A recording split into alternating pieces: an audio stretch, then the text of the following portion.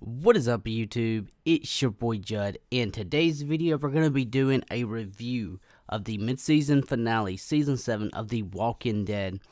I just want to warn everybody right now, there may contain spoilers, so if you're not caught up on The Walking Dead, please click off the video and come back and watch maybe my death prediction video, or one of my other Walking Dead videos, or just check out the channel in general.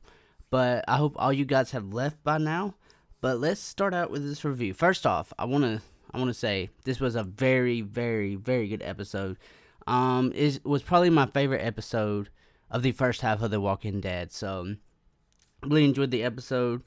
Out of 10, I'd probably give it a 9. I think it was a very good episode. But with that, let's get into the review here.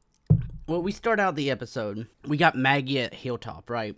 So, like, she's at Hilltop, and there's talk about her possibly becoming president, meaning she may become the leader of Hilltop. I think this would be something pretty interesting, a new way to go with the story. I've never really read the comic books, but I've done a little bit of research on the comic books and stuff like that. And in the comic book, she does eventually become the leader of the Hilltop. So, I mean, that's a very interesting way to go. I think she'd be a great leader, to be honest. I mean, she's done a good job with the survivors, but I mean, they could branch off to other places. So I think that could be something good for the show.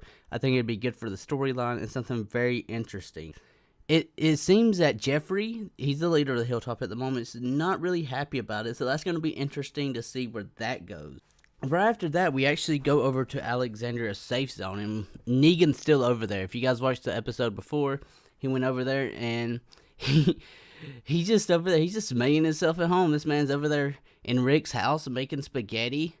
I mean, he has Carl. Carl's scared out of his mind. Olivia scared out of her mind. Judith, little baby Judas is there. So, I mean, I thought it did a very good job. They did a very good job of, like, showing how Negan, like, tries to impose himself on others and how he just doesn't care. Negan's a savage. He just don't care. But, I mean, we get that part. Then right after that, we have Rick getting supplies. This was actually a pretty cool scene, I thought. You had all the zombies in the water. You had Rick and Aaron. They found a bunch of supplies. It looked like they had a bunch of guns, just no ammo. So, I mean, that was pretty cool. The letter was pretty cool. It was like, I forget exactly what it says. Like something, congratulations, you beat me, but you still lost. I thought that was interesting. So, and then we have Carol. Carol's staying in her little house. And you have Morgan. He comes, whatever. And then the other dude comes and asks for their help, right? I thought that was pretty interesting because it seems like the other dude, he may be the guy. He's from the Kingdom. He was trying to talk Carol and Morgan into possibly helping him build up an army against Negan, which I thought was pretty interesting. I think he may actually play a very major role in the future, maybe bringing all the communities together to go up against Negan. So I'm really looking forward to seeing where that goes. I think he will have a really big part in doing that. I don't know that Carol will ever join, the efforts against Negan, but I mean, because right now her character's kind of in a weird place. I mean, I really don't know what to think of Carol. She went from being savage to being, I don't even know how to describe her right now. Right after that, we get to cut back over to Daryl. Daryl was escaping the sanctuary, so that's pretty interesting. Here's my question, though. I mean, maybe I missed something. I don't think I missed something, but who actually freed Daryl? Because, I mean, right now, I think that Dwight did. I think Dwight's the one that let him out of his cage, I guess, because he had the key to the motorcycle. How did he get a key to his motorcycle?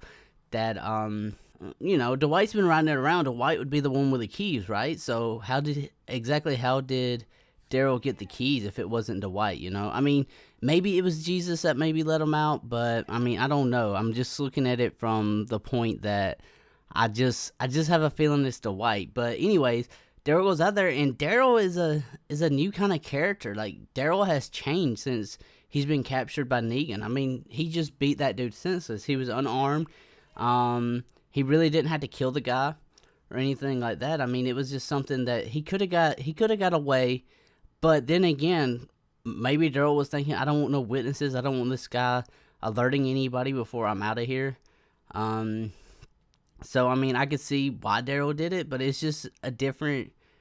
He's just different since he's been captured. I mean, he could have possibly tied the dude up because they're gonna know that Daryl escaped one way or another. That he could have possibly just knocked him out or something, gave him enough time to get the edge on him, but he didn't. He killed him. So I mean, that was pretty interesting. The character development from Daryl, anyways.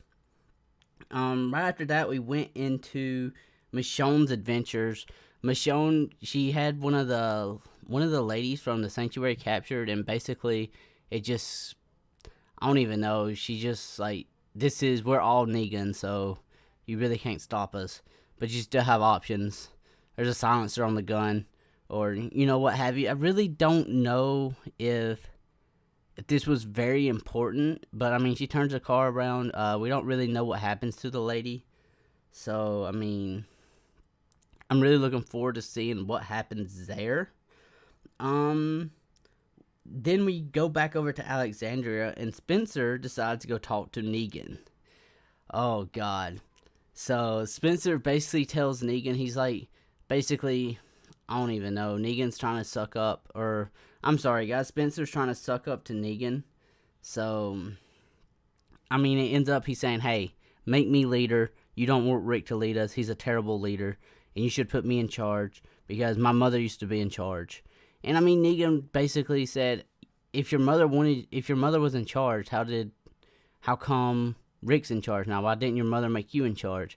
And then he basically, I thought this was funny. He says, if you want to be in charge, you gotta kill Rick. And then I don't know, Spencer was just like, oh, whatever. And then he went on. He says, you basically don't have the guts. So I thought that was pretty funny that he cuts him open.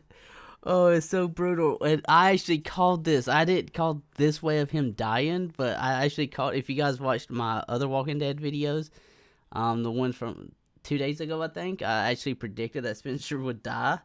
But he ends up cutting his guts out and killing Spencer. That was I thought it was a good death. I really did. It shows that Negan is a savage. This man is it's reminding us that Negan is not a guy to be messed with. And they didn't really want to kill anybody off too big, but they want to kill off somebody that was there, that we actually know about, that we actually can have feelings for. I mean, whether you hate them or love them, I mean, everybody has a way to feel for Spencer, right? So I thought it was a good death. And then they end up trying to figure out who's making ammo or whatever. They never did tell them, so they end up shooting Olivia. So I actually called that one too. I didn't think Olivia was gonna die. When I did that video, I was like, here's my top 3, and she was actually number 3, so that was pretty interesting. I mean, she was another one of them characters where we can have feelings for, but it's not really like major, but it still shows that Negan is still a savage. So I thought that was actually a very good death as well. But anyways, Rick does come back. The Saviors decide, hey, let's look at all this stuff. Let's see what you got for us. And they actually find that note that said, congratulations, you win, but you still lose. And then, like, I guess they didn't like Aaron's attitude. They started beating up Aaron. Nick wanted to start him. They held a gun to his face. I don't know. I think this may have been the breaking point for Rick, where Rick's like, hey, we got to start fighting back. I mean, he didn't do anything there, but I think that's where he kind of decided to make up his mind. Then Rick is carrying Aaron. They go and they see Negan and everything sitting there. Alexander, see the deaths around them. And I don't know. Like, this was crazy. Like, Rick's savage mode has been sparked at this point. And I thought that was a pretty good scene. I'm just happy Rick coming back, though. Honestly, I'm so happy. I'm tired of the old Rick. But that ends up happening. I thought that was a very good scene, very well shot, as well as a very good story. Like, it's going very well into the story mode. It's following the guidelines, I guess, and it's keeping the story, it's keeping us engaged. Like, what happens next? Right after that, Michonne and Rick ends up talking after Negan leaves and stuff. So that was cool. It kind of, Michonne was like, "Hey, we gotta fight back," and Rick's like, "Yeah, I know." So that was pretty cool. But I did notice something I forgot about. There is a jail cell, which I'm gonna talk about a little bit later in the week. About that jail cell. I thought that was pretty interesting. And then right after that, they go through a talk. Then Hilltop, we actually get reunited. Everybody reunites with everybody at Hilltop. They see that Daryl has escaped, and Daryl has got Rick's python. He's getting it back. Things are getting real. He has his python back. That's his pistol, his revolver. So I was very happy to see that return, because I was thinking, like, a few episodes ago, they took all the guns, and I was like, man, Rick has to have that gun. It's just Rick. It's like Daryl has to get his crossbow back. I mean, because, like, our characters have special weapons, like, Michonne needs her sword. Like, she's not Michonne if she don't have her sword. And Daryl has to have his crossbow. I mean, that's just what has to happen. And then Rick has to have his python. Just like if Negan doesn't have his baseball bat, it's just not the same. So I'm really glad they got that Rick got his pistol back. I'm just ready for Daryl to get his crossbow back. So, there was also a cutscene after the credits. I hope you guys did stay around to watch it. Basically, you guys remember the guy that was talking to Carol? He was talking to Carol and Morgan about, hey, let's end up getting an army together to fight. So I thought that was interesting. I think that was him in the cutscene scouting out Alexandria. I don't think he's gonna attack Alexandria. I think he's just trying to get to all the groups together, like I was saying before, to kind of take over Negan. And I think Alexandria is a group that is on his bucket list. Well, his list to unite to actually bring down the Saviors in Negan. So, overall, very good episode. I'm probably gonna do some more videos this week on The Walking Dead. I'm gonna do one more going over the season. I'll review the season and everything. This was a little bit longer. I didn't know this video was gonna go for this long. I went over like a lot of details without going into too much detail.